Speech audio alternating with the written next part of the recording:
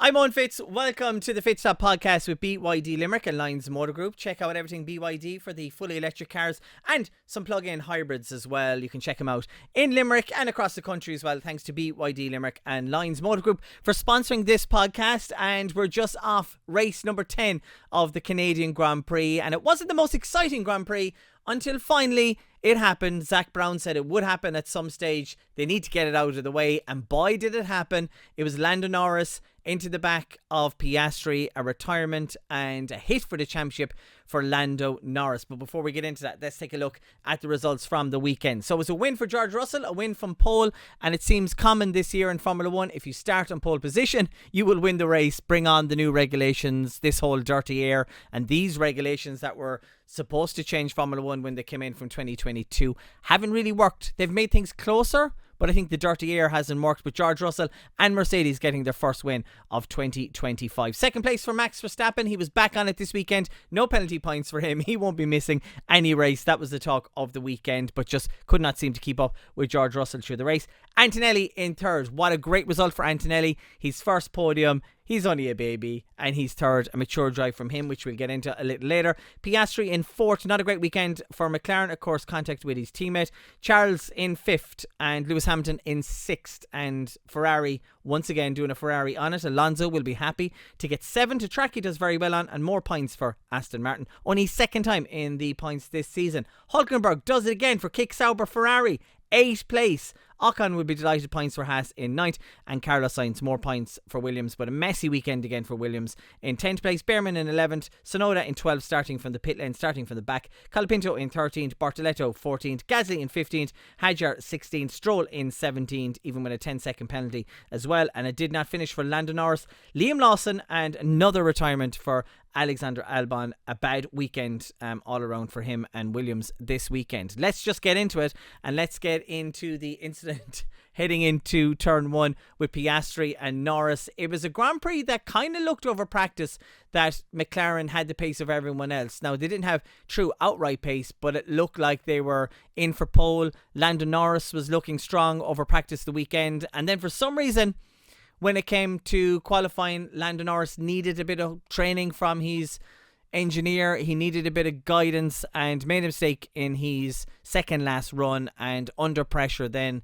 to start the Grand Prix. I think, wasn't it from 7th place? So messy qualifying for Lando Norris. Slightly better for Piastri, but even still Piastri struggled on that lap, and I was surprised to see George Russell on pole position. I know they got pole position last year, but just with the tyre temperatures and how the season's gone so far, you wouldn't have thought George Russell was on pole. I would have said Max Verstappen for pole, and on my last podcast people would have said, "You're mad, Fitzy, you're mad," but I put Max Verstappen for pole. It looked like he was going to get pole position. It was a very exciting end to qualifying. Max and then Piastri, and then the times were looking good for George Russell, and he managed to do it, and he converted it, didn't he? So great performance from George Russell. And interesting for Mercedes as well. It was about 10 degrees hotter this weekend, and normally Mercedes struggle when it gets hotter, but I think the characteristics of the track, the dirty air as I mentioned at the start, hard to overtake with these cars as well.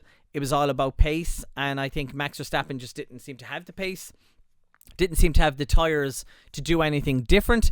They would have pitted first, but alas, it didn't really prove anything but a second place for Max Verstappen. He'll be happy to get back in the podium and be back in the fight as well. And of course, he'll be bitterly disappointed not to get penalty points. Joke. He was so aggressive in the media press conferences, talking with Sky, talking with Formula 1. He just does not want to talk about it. He's like pretty much going, "Shut up.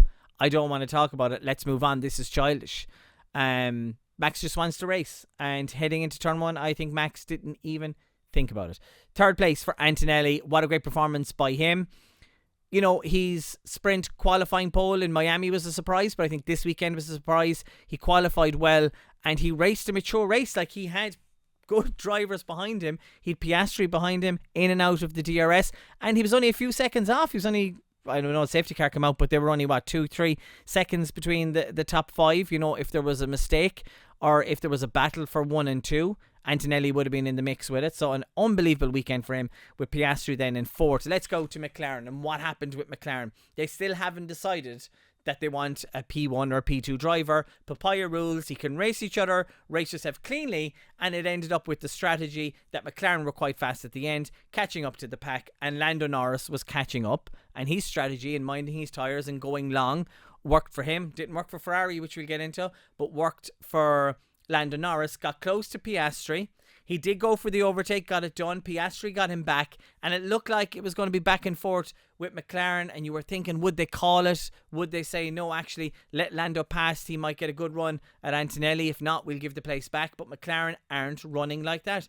McLaren say, we've 2 number 1 drivers. We're fighting for the Constructors' Championship. We're fighting for the Drivers' Championship. We're not picking a number 1. Zach Brown did say, oh, they'll come together. We'll deal with it then. But it happened. 100% Lando Norris's fault. In no way was Piastri even a percentage at fault for that. Lando Norris from behind, win for a gap that there was no gap. Very similar to Jenson Button and Lewis Hamilton in 2011, except Button actually drove Lewis Hamilton into the wall. Got a penalty for it. Even got a puncture at one stage. Pitted about 5 times, but still managed to win the longest Grand Prix in Formula 1 history. That was a crazy one in 2011. And Lando Norris is putting his hand up, and Lando Norris is like, yep, my fault. Rule number 1, don't drive into your teammate. And he drove into his teammate. And it's a disappointing blow to Lando Norris's championship.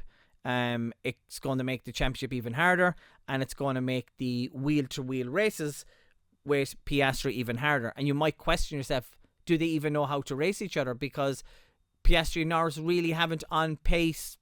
You know, Imola, there was an overtake, but different tyres. You know, Lando had a lot fresher tyres. They haven't kind of gone hammer and tongs, have they, together? So, but they know how to race. And Piastri's a cool cucumber. And I think it was just a misjudgment from Lando. You know, you're doing 100 and something miles an hour. Can't really see your front wing, can you? He probably just decided to go for it. Bit of a brain fart, whatever you want to call it. But it's a bitter blow to his championship. Just makes things harder. And that'll be in the back of his head. And we know that Lando Norris lives in his head as well. So I think for him, a lot of that is on the back of his head. And he's going to take that pressure into Austria. Take the pressure into his home Grand Prix as well in Silverstone. Look, it's only round 10 of the championship. There's plenty of points up for grabs. Piastri could have some retirements. They could crash again. Who knows? But I think McLaren will be very disappointed in a weekend where I think maybe we're seeing the new regulations, the change to the wings, didn't really take effect in Spain. Monaco is a bit of a different circuit. So, you know, these new rules came in Spain. Maybe it is hurting McLaren. Maybe McLaren are slightly off the pace. We'll see in different tracks, but I think the likes of Canada, the likes of Monaco will suit a Red Bull, will suit a Mercedes more. I think when we get to the more open tracks like Silverstone, Monza and all these places, I think they'll be in a different dimension, and I think we'll be back to seeing McLaren 1-2s again. Bit of an anomaly, I think, for certain tracks where they will struggle, but I think the more open flowing tracks will suit McLaren more. But Lando Norris needs to just get the head back in, doesn't he? Just get back into gear, no pun intended, and just drive as fast as he can. But it just seems that Piastri just has the mental stability over that. A lot of talk the weekend, would Max Verstappen get some penalty points, would he miss a race? And then comes the safety car. So the safety car comes out, it's obvious we're going to get a safety car finish. George Russell just decides out of nowhere to slam on the brakes, and he was straight on his radio when Verstappen passed him. So obviously 100% rules, you cannot overtake under a safety car. Did George just think, I'm going to give this a go? Will I get my competitor a penalty point? And say, well, this is for trying to shove me off in Spain. Would George Russell risk a race win, or just have a moment of madness under the safety car just to see, is Verstappen kind of, you know, asleep a bit? I don't know. A lot of people saying maybe he did. A lot of people said he should have got a penalty for it. It went to the stewards. Red Bull lodged a complaint. And Russell kept the race win. The stewards didn't see anything wrong in it. And you're kind of thinking, under safety car, close to safety car, slamming on brakes, should there be a penalty there? Should there be penalty points for George Russell? But that one is done and dusted.